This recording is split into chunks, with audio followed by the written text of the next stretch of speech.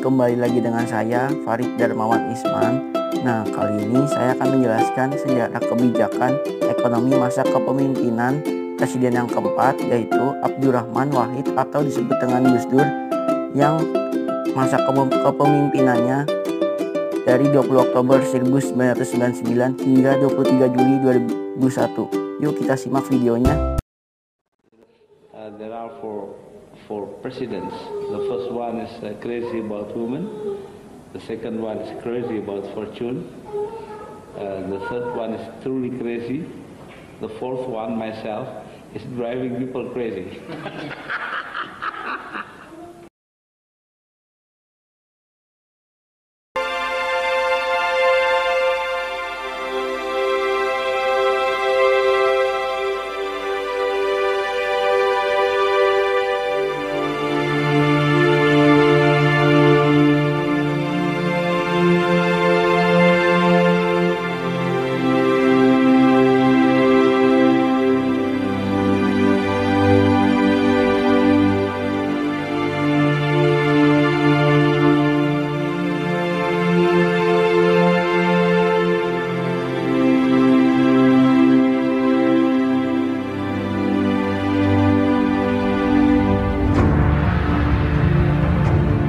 Nah, aku jelasin ya.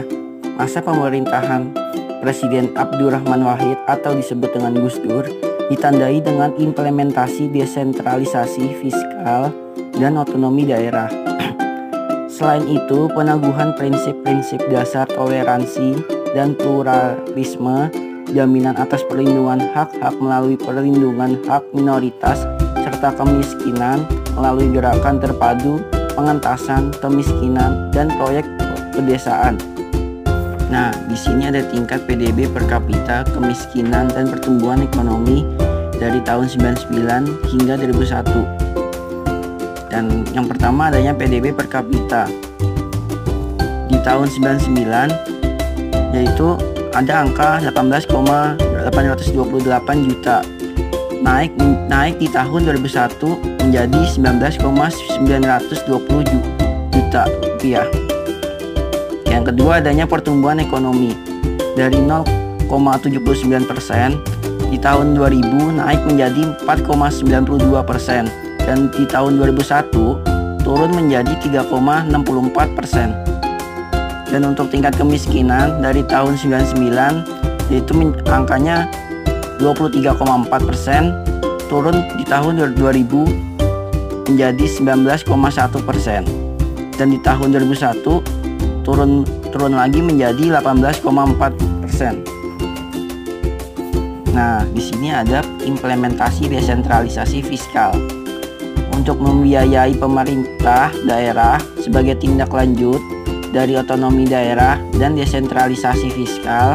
Sejumlah kebijakan diterbitkan, yaitu yang pertama adanya implementasi pembagian dana perimbangan antara pusat dan daerah.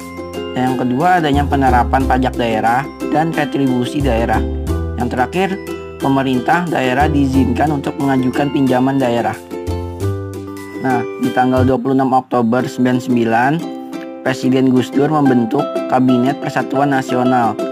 Dan di tanggal 31 Maret tahun 2000, pengakuan terhadap minoritas Konghucu diakui sebagai agama resmi. 19 Januari 2001, Hari Raya Imlek ditetapkan menjadi hari libur fakultatif. Dan di tanggal 20 Juni 2000, Peraturan Menteri untuk melindungi hak-hak buruh dalam soal PHK, pesangon, dan upah diterbitkan. Dan yang terakhir, 4 Agustus tahun 2000, terbitnya Undang-Undang untuk melindungi kebebasan buruh berserikat disahkan. Nah, untuk bagian dana perimbangan atau dana transfer dari pemerintah pusat ke pemerintah daerah, kita coba lihat untuk pembagian pajak bumi dan bangunan PBB untuk pemerintah pusat itu sebesar 0,1. Kemudian ditransfer ke Pemda sebanyak 0,9. Nah, kemudian dari Pemda provinsi ini lagi dibagi 0,64 untuk kabupaten atau kota. Kemudian untuk provinsinya cuma 0,16 dan biaya permungutan sebesar 0,1. Nah, di sini mungkin teman-teman bisa bekerja sendiri ya untuk dilihat secara detailnya. Nah, di sini ada program pengentasan kemiskinan di mana pemerintah itu melanjutkan kebijakan pengentasan kemiskinan melalui program Gerakan Terpadu Pengentasan Kemiskinan atau Identitas, dan juga proyek pedesaan di mana dampaknya itu nanti akan ada 17.000 proyek bangunan jalan, jembatan, irigasi, penyedia air bersih, dan juga bantuan kredit usaha mikro. Dan di sini kita bisa melihat ada juga tasking Haryono sebagai menteri pada waktu itu yang melakukan peresmian di kawasan Desa Pulau Pancingan di Gresik, Jawa Timur. Nah, itu saja yang bisa saya jelaskan. Dan terima kasih sudah menonton. Sampai jumpa lagi.